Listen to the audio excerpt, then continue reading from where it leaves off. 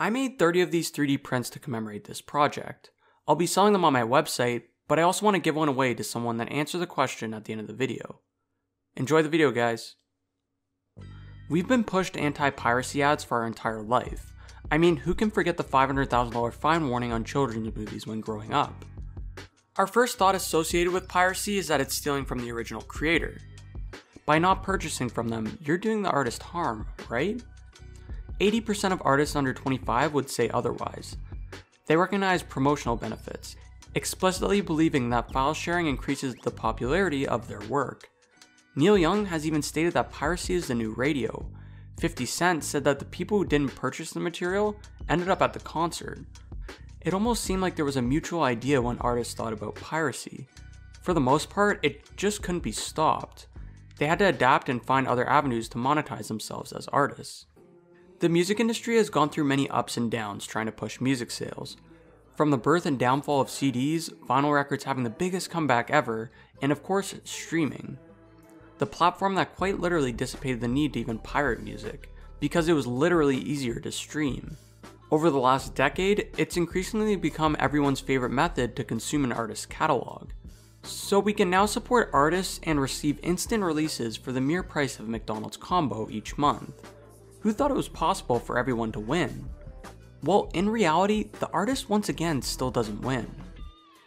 From massive artists to smaller acts, everyone is affected by the tragically low earnings per stream. With massive artists, we don't really see it as much, but take a look at a breakdown on how much a million streams would make on an album or single release. $4,000 if it was distributed through Spotify and $5,000 if it was released on Apple Music. Or in other words, about a half a cent per stream. Let's look at today's subject and the greatest enemy of streaming, Kanye West or Ye. Donda received a total 1.5 billion streams on Spotify, and although Apple Music doesn't show stream counts, it has 40% less users than Spotify. In a perfect world, it would receive about 933 million streams. This equates to the total revenue of streams being about $6 million for Spotify, and $4.6 million for Apple Music. Give or take, based purely on streaming sales, one of the biggest albums of 2021 got a whopping $10 million through the biggest streaming platforms. Based on Kanye's statement that artists get 12% of what the industry makes, this album should have made much more. Now that we look at the idea of making the STEM player exclusive, things start making more sense. At a $200 product that has at least an 80% profit margin, he would need to sell at least 62,500 units, which has already been done. His monthly run rate, or estimated sales per month at the time of posting the exclusivity, was $241,000, or $48 million in sales. Taking out the hypothetical 80% profit margin, and we're looking at $38.5 million. Of course, their partner, Cano Computing, would take home profits as well, but this number is exponentially more than what he'd be making with streaming. It's also important to note that Apple offered him $100 million to create Donda as an exclusive. Clearly still not worth it when looking at these STEM players' sale projections. I think the biggest note to take from this is that these sales numbers barely dent his net worth of $10 billion. In reality, this doesn't matter to him. These profits aren't facilitating his goal. It almost seems like he's making a point, that he can do it without streaming services.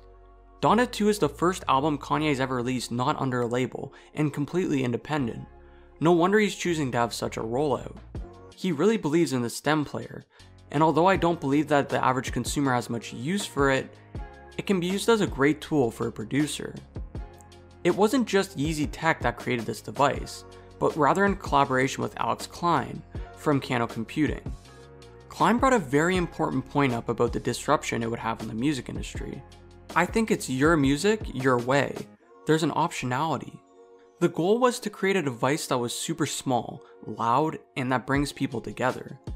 This forward-thinking device is the first time that you can be in control of the music, putting the user first in the listening experience. Or how Klein stated, it gives you not just a blank canvas, but the material that you have to play with. Even if you don't believe in the STEM player, Klein stated that there are many projects that are in the works between them.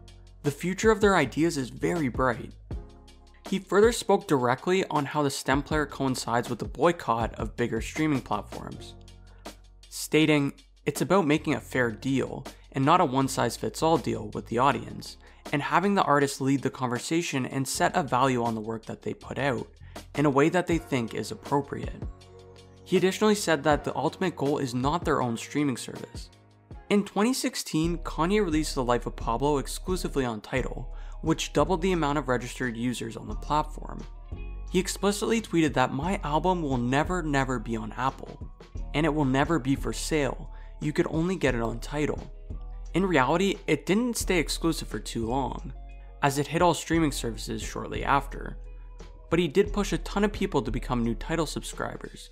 This resulted in 500,000 people pirating The Life of Pablo, gaining the album more traction than Adele's 25. I mean, the announcement of Donda 2 being exclusive gained him 1.35 million in sales. It's controversial, but it works.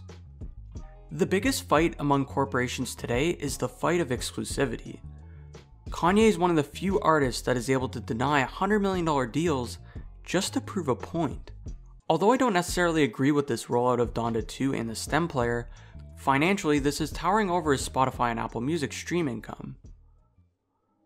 Instead of people stealing music, artists are now getting little to nothing for their streams. The current business model of streaming is nothing but a band-aid for the future. 786 streams will buy you a coffee. To achieve the median American rent, $1,078, an artist needs 283,684 streams monthly. I think in 2022 we're seeing the first account of artists taking the upper hand, rather than just the typical insignificant complaining about the subject. Neil Young and Joni Mitchell pulled their music from Spotify for political reasons, which shocked the world. But in reality, it's up to them. They're taking the upper hand. Yeezy and Kano really believe in this product, and it's going to be the first from them of many. If you know me, my channel is based on conversation, diving deeper than the blatant headlines that we're fed every day. Alex Klein said that you're getting a first-generation technology product that has the best reviews than anything we've seen in a decade, maybe since the original iPhone, which is quite an exciting statement.